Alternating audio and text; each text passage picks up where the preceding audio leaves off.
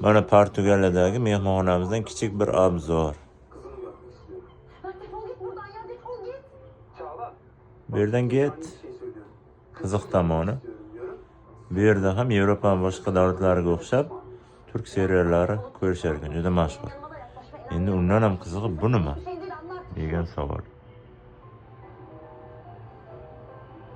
Yashirin kamerami bu? Mehmonxonada kamera bo'lsa ya. Faraz qiling.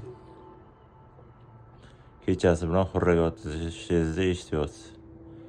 Albatta bu hazil.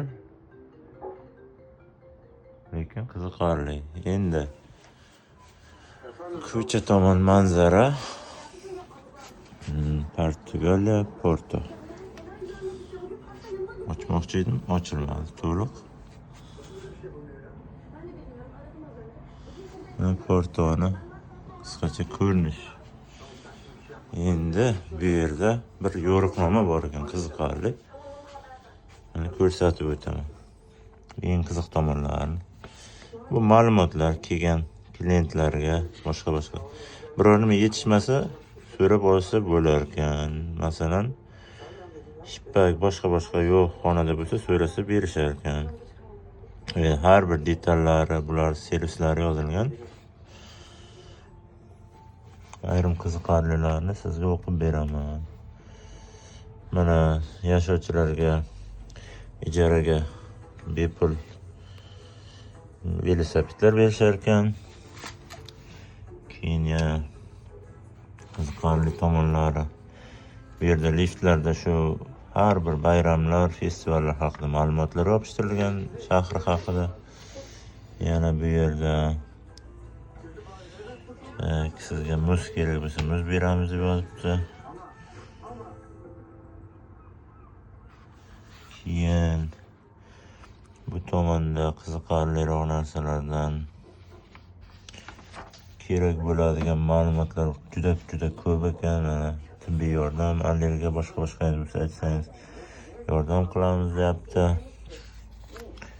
Hatto mashina rent qilishgacha yordam qilishar ekan.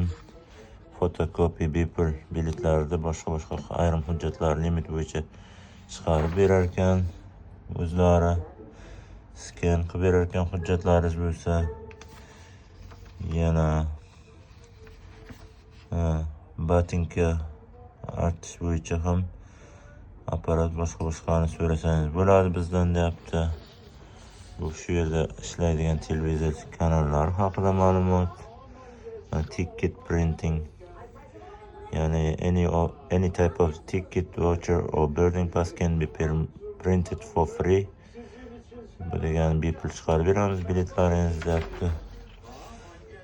Bilet bo'lsa ayrim narsalarda mana translation tarjimada yordam beramiz deyapti. Bepul ijaraga zontiklar olib turasiz bizdan deyapti. Qisqasi juda foydali joylari ko'p ekan. Hatto eng qizig'i menga bu joy. Ya'ni wake up servis. Agar siz ertalab ertash turmoqchi bo'lsangiz, bizga aytib qo'ying, o'zimiz turg'izamiz ham deb. Endi qolgani mayda-chuyda ob-havo haqida ham ma'lumot beramiz. И так далее.